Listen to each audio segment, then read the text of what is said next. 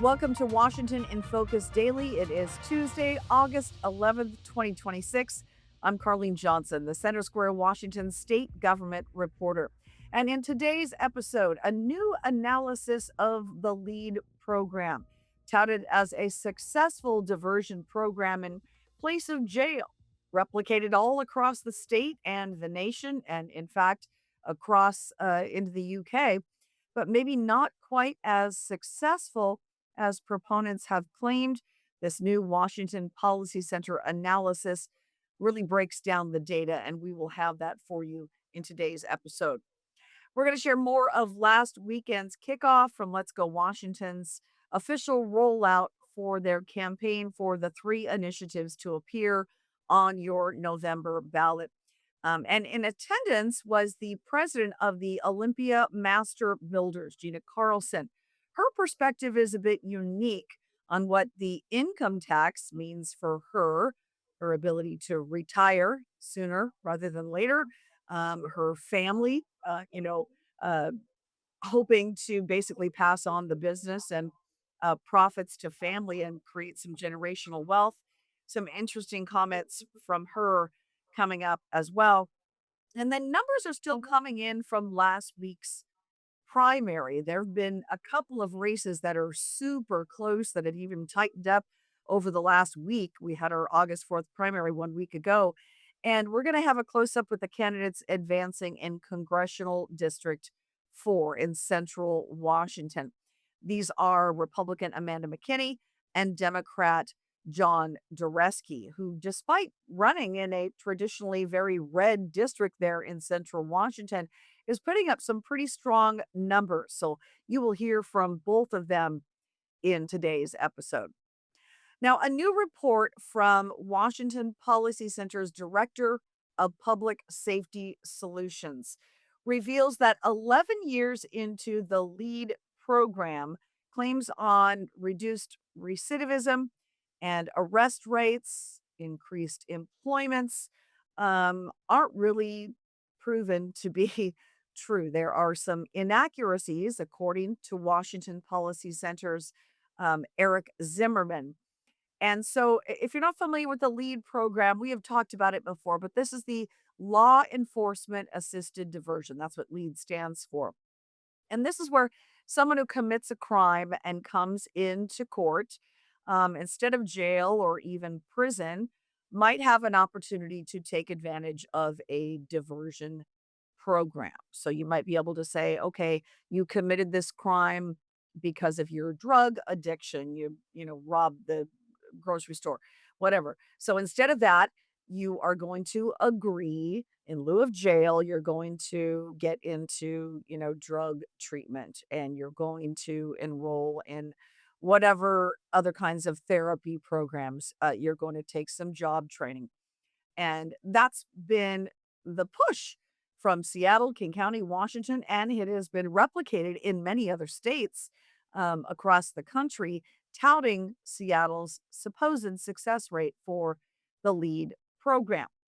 But here is Eric Zimmerman again with Washington Policy Center. He also happens to be the mayor of Normandy Park. If you're familiar with him in that capacity, he only joined Washington Policy Center in July. So he's relatively new on staff there. But he conducted a pretty in-depth analysis of the LEAD program. So I wanted to hear his take. So LEAD stands for Law Enforcement Assisted Diversion, and these programs became interesting maybe 10 or 15 years ago. Is a lot of folks were looking at, okay, well, what's happening with people coming out of prisons, and what are we seeing kind of happen to them long term? Are they rejoining society in a way that's stable, that feels productive, where it looks like they have well-being, or are they then having lifelong challenges after coming out of prison? One of the problems of studying this, of course, is problems often brought someone to prison in the first place. And so is it having been in prison that then causes problems later in life? Or was it whatever happened before prison that's carrying through prison and continuing to cause problems later in life? But organizations like those that popularize LEAD, I think we're really passionate about the idea that, oh, prison is what's causing these problems. When you come out of prison, then your life falls apart and you can never get it back together. And so they had this idea, well, what if we try to make it so that fewer people go to prison, particularly for drug crimes or prostitution? Let's come up with a way to keep people out of jail and keep people from going to prison. And then let's study and kind of find out what happens. And this research was, I think, an early effort to try to figure out, okay, well, what happens if you don't send people to prison and they remain kind of in what we consider, or I think what I describe as like a light touch social program. Light touch being there's not a lot of accountability. There's not a lot of, I think, transparency reporting on outcomes, but they're participating. And so now I think we found, and maybe through what we can observe in Seattle, this doesn't seem like it's working very well. And then we can look at their claims, where they've said all along, well, it does, we can prove that it drives fewer arrests in the future, and it drives a reduction in felonies for people participating. People who participate have more jobs, they're more sustainably housed. They're overall better and doing better. But we can look at the research now and say that's not what the research ever said. And it was a misunderstanding of the numbers that led programs like LEAD to conclude that if they did this for people, people would become much better than if they went to jail. And I think now we're seeing that's perhaps just not the case. So Zimmerman told me that wading through years of the data and research looking at vulnerable populations, which he did long before ever coming to WPC, he knows that vulnerable populations like this, you just don't have that high success rate. It often takes people, especially in coming out of addiction, multiple tries and maybe, steps back to get back in and truly turn their life around. It may take someone who has multiple criminal convictions and yet being given another opportunity for diversion. It's unlikely that they're just going to have that, switch in their mind unless maybe there is some compulsion to do so. And often jail is, that compulsory mechanism that forces them to kind of change their ways, address what it was that got them into that life of crime. But LEAD has been claiming great success, and a higher success rate really apparently then is proven out based on this analysis from WPC. So, Eric told me he started asking the questions really about claims that others have taken for granted when he attended a recent Seattle City Council meeting and heard the claims and went, wait a minute. Do they have the data, the real numbers to back up these claims that they're making and claims that are on the internet you can find today? And he said the real concern here is, taxpayers are on the hook for funding these programs to the tune of tens, if not hundreds of millions of dollars every single year here in the state of Washington for these diversion programs based on claims of success. And he says if the numbers really aren't as successful as they're claiming, that we should probably, look at this. And while creators of these programs may be very well intentioned and have the right heart going in, if it's not working, he suggests that they need to go back and reevaluate and say, okay, maybe this program worked, a little better than this other program, and we need to reevaluate. So ultimately, he told me he's not at all opposed to social service programs, treatment programs that can help people really change their life and make a course correction to better themselves and life for their family. But he is opposed to spending all of this money on programs that don't have a proven record of success. I think social programs are important. And I think that, we'll never be a society that is really well itself unless we recognize that there's always going to be people who are in crisis and people who are very vulnerable. And we cannot get rid of that as society. We have to have programs to be sensitive to and engage with people who are in that situation. But we also have to know, are there programs that we have creating more of that? And I think this is the thing. Let's have programs that care for people at risk, people who are in crisis. Let's not have programs that create more people who are at risk and more people who are in crisis. And once we start doing that, I think whether it's programs or state laws or policies in cities where we're a creator of new people who are falling into crisis, I think that's where Seattle's found itself, where King County's found itself, where Washington State's found itself.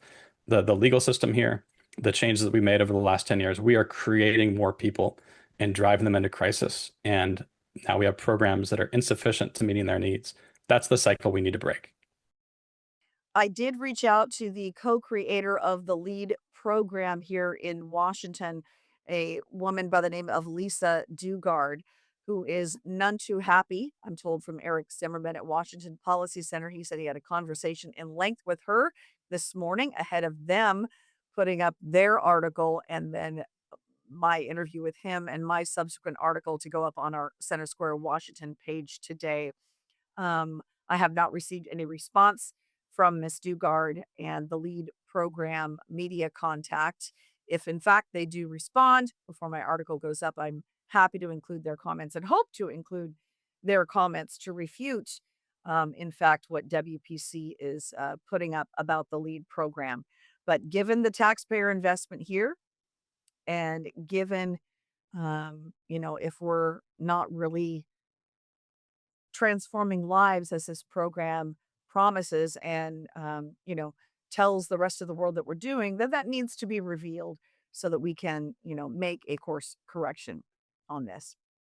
All right, so last weekend, Let's Go Washington, the political organization behind now 3 initiatives to appear on your November ballot, held kind of a kickoff campaign. We talked about this in yesterday's episode, if you might have viewed that.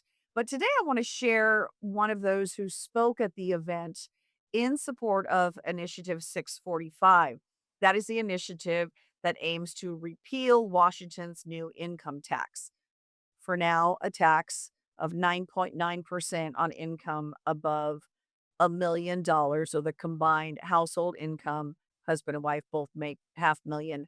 Anything in excess of that is taxed at 9.9%.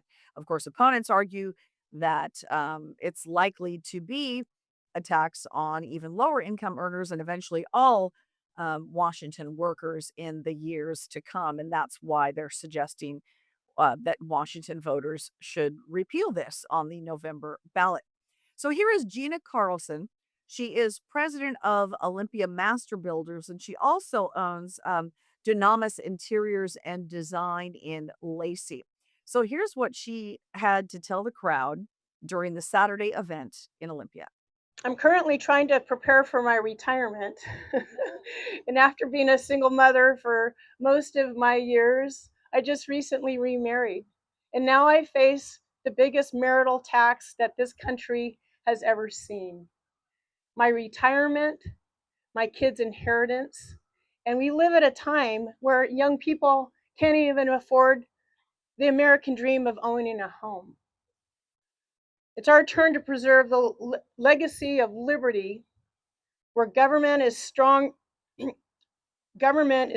when it serves the people and not robs them. To say that little piggies on the hill can keep their hands out of my piggy bag until they can be trusted and until they can be responsible to we the people. I, for one, am sick of the parasitic, victim-driven politics that we see here in our state. I don't know about you, but I know that this millionaire's tax is, as they say, to build a better funded state. And I say, vote them out and let's rebuild our state with a better balanced budget. I did reach out to Invest in Washington. Now they are the main group funding the No campaign on for all 3 of the initiatives. I did not secure an interview today. I kind of went back and forth with someone in their communications division, asking more questions about what I would be inquiring of, and as yet have not heard anything back. Of course, we would share anything in future episodes this week from that group. Very curious as to how they're going to stage their no efforts. WEA, the State Teachers Union, and SEIU, Service Employees International, are the main union groups that are backing the no campaigns for all 3 initiatives. So we definitely want to include them in on the conversation. But I also want to share part of a conversation that I had back in April with Larry Springer. You may recall he was the main Democratic representative who came out initially and said, don't believe Democratic supporters who say, of the income tax, who say this is only going to be a tax on millionaires. Here's part of that conversation. First of all, any given legislature that passes legislation cannot bind the next legislature. They can do whatever they want. No matter what we say about it shall only be on incomes over $1 million, the next legislature can change that pretty easily. So just from the pure process of legislators being convened, there's never going to be a guarantee. That said, we have talked about an income tax as a much more progressive, fair way of taxing, raising revenue in this state for, well, literally for 30, 40 years. And I happen to believe that an income tax is a more fair, equitable, progressive tax. So if you believe that, then a progressive income tax, you can't call it progressive if it only applies to, some small class of people. That's not progressive, that's regressive. And so the notion that this could be expanded to others, there's, the precedent at the federal income tax level, there are thresholds, and they just, they're lowered, raised as the legislatures deem fit. But what I hope happens as a result of this is that we take a really careful look at the two most regressive taxes we have, sales tax and the B&O tax. So much more to come in the weeks and months ahead as we move toward the election. Now just 84 days until the November 3rd general election, when all three of those initiatives will appear on your ballot. So worth spending some more time kind of breaking those down. In episodes to come, we will do that. All right, Republican Amanda McKinney and Democrat John Dureski are advancing following last week's the August 4 primary in Congressional District 4. That's in central Washington, kind of a large swath of central Washington that kind of goes from like Canada all the way down to the border. It's a large district, and this is the district that Representative Newhouse decided not to seek re-election for. So it opened up a wide field of candidates, 11 people in all that ran, and ultimately ended up being Amanda McKinney and Democrat John Dureski, who advanced. So as of today, I'm going to read you the numbers. I just pulled them up right before here. Amanda McKinney has 34.81%, or about 800 votes, so close to 49,000 votes she has. And John Dureski has just under 30%, so pretty good showing for a Democrat in that red district at 29.95%, or just shy of 42,000 votes. So about 7,000 votes separating the two of them, and they both advanced to the November ballot. And I did catch up with Amanda McKinney last weekend. Here's part of that conversation. Very, very humbled by the results. We had so much enthusiasm from the time that I announced in December all the way through to the primary. You don't know until you see the results. So it was really gratifying, but I especially, have wanted to express my gratitude to our family, my husband and my kids and our parents, and all of our friends and neighbors. This is something that it's a third campaign for me. It really is humbling to know that people are continuing to place trust in me to make common sense, smart decisions. It's not something that I take lightly. This is a serious position for a serious person, and I am going to be the most effective representative who will be on the ballot in November now to go into Congress representing Central Washington. I last spoke with Democratic contender John Dureski a little more than a week before the August 4 primary. He was very confident going in. In fact, at that time, he thought he might finish on top. Certainly looks like Amanda McKinney will be the top vote getter. But there was another a prominent Republican in that race, you may recall, Jared Sessler, who also claimed to have the endorsement of President Trump for Congressional District 4. So that kind of divided a lot of the Republican vote.